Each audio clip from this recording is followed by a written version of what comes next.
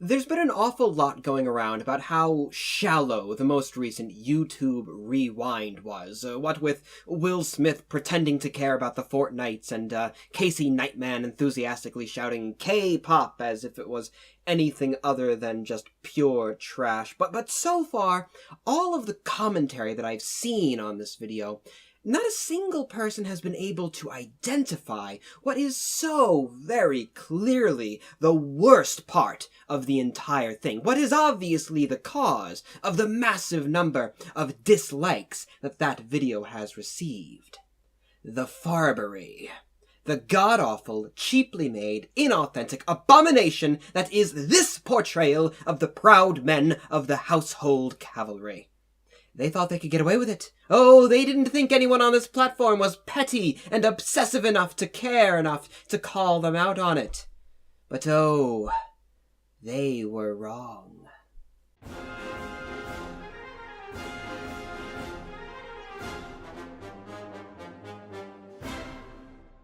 So where to start? Well, this part of the video is meant to commemorate the recent wedding of the Duke and Duchess of Sussex, here by putting who is, I guess, a YouTuber of some sort, with a cat.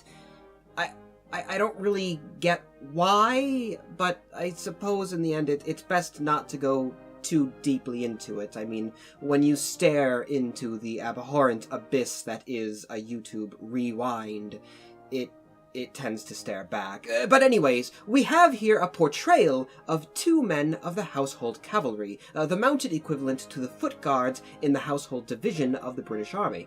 Fully trained, modern soldiers who also have a ceremonial capacity as guards of Her Majesty the Queen. On the right, we have a cruel copy of a man of the Life Guards, and on the left, of the Blues and Royals. Now, if you're interested in learning more about both of these groups in better detail, I do have a much older video about them, which I will link in the description below. But otherwise, let's get started. Starting with our lifeguard. His helmet has clearly been very poorly kept. If you look at the proper helmet of a lifeguard, you will see at the top of their plumes a very distinctive and clear onion shape before it flows down from the spike of the helmet. This trait is very distinctive to the lifeguards, and it comes from the way that they clean their plumes. In contrast, this man's plume is hanging down very limply. You can actually see the spike from the front. Clearly, he's not been keeping up with it very properly. Working down from there, his helmet also has no chin strap. You see, the helmets of both regiments of horse guards have a very prominent chin strap, and in the case of the life guards, they're actually worn just under the lower lip. This man seems to have forgotten his, somehow. Now, as we carry down, we come to what is, I think, the absolute worst part of this entire thing. Of course, it is immediately obvious that this man is not wearing a proper lifeguard's tunic. I mean, the collar isn't colored correctly, for example. But you see, that isn't the half of it. You see, this man isn't just wearing a Farby cavalry tunic. Take a closer look at it. You see those strange symbols on the man's collar? Well, those are leeks. And how the buttons on the coat are, if you were to remove the eglets there, paired in 2 rows of 4? Yep, that's right. That, my friends, is a tunic of the Welsh Guards. A completely different unit, with a completely different role, and a massively different style of parade uniform. You may as well have just given this man a busby from the King's Troop and a Beefeater's pike, why not? Just, who cares? Just use whatever you happen to have laying around the place at the time. A hodgepodge of different uniforms until you get something that looks mildly appropriate. Furthermore, the man is not wearing a cross belt, which ought to be holding a cartridge box on his back, which is also, of course, a very distinctive feature for the lifeguards because of the red flask cord which runs through it, nor is his buckle correct for the lifeguards. It ought to be a much more solid-looking buckle of a brassy gold color.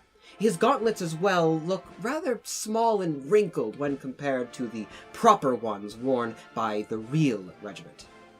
So now, let's leave the one and hop over to the other gentleman, who is, at least meant to be portraying a man of the Blues and Royals.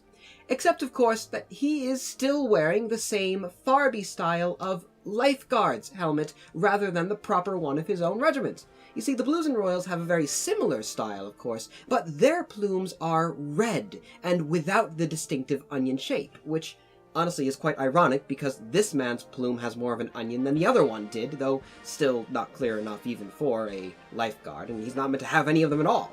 The helmet of the Blues and Royals also has a chin strap, but unlike the lifeguards, they actually do wear them under the chin, and it does look like this man might be wearing a chin strap, but it's clearly very thin and discreet, as opposed to the proper one, which is very thick and loud, so to speak. This man also is not actually wearing the tunic of his regiment. Not only does it not have the proper red piping along the outsides of it, you can see there, or the colored collar tabs, but it also looks like it's a much darker shade, though in all fairness that might just be a matter of my eyes and the poor lighting or some such, but still it seems like it may be more black as opposed to blue, as if this man were a farrier of the regiment, who do indeed wear black tunics rather than blue. Farriers being effectively the blacksmiths of the household cavalry, the gentlemen who will, for example, shoe all of the horses, but that's beside the point. Though, of course, nothing else about this tunic says farrier beyond what seems to be a darker shade, so I imagine as well this is just some other prop coat that they happen to have lying around the place that can represent some sort of military aspect, but it is certainly not the tunic of a trooper from the Blues and Royals.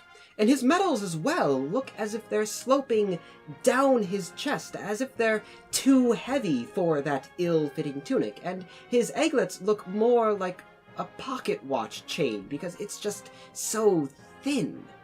And finally, looking at his sword, you can tell it is clearly not the regulation blade which the troopers and officers of Her Majesty's Armed Forces carry. Look at how ridiculously thin that guard is. No. The proper thing, as you can see here, is far more impressive. And lastly, well, I don't think that this man is a duke at all. Oh well. What a shocker, I know. One of the trashiest and least inspired videos on the platform didn't put forward a proper portrayal of Her Majesty's Armed Forces. But all the same, of course, I do hope that this was enjoyable. I know that I certainly had a lot of fun making this video, and as well, I hope we may have learned a little something about the real Horse Guards. And if you are interested in seeing more of the real troopers, well, I do have a few videos that showcase them quite well with their full pomp and circumstance, which of course I shall be linking in the description down below. Otherwise, of course, until the next time, my dear viewer, I am and I shall remain your, well, perhaps not too terribly humble, but still most obedient of servants.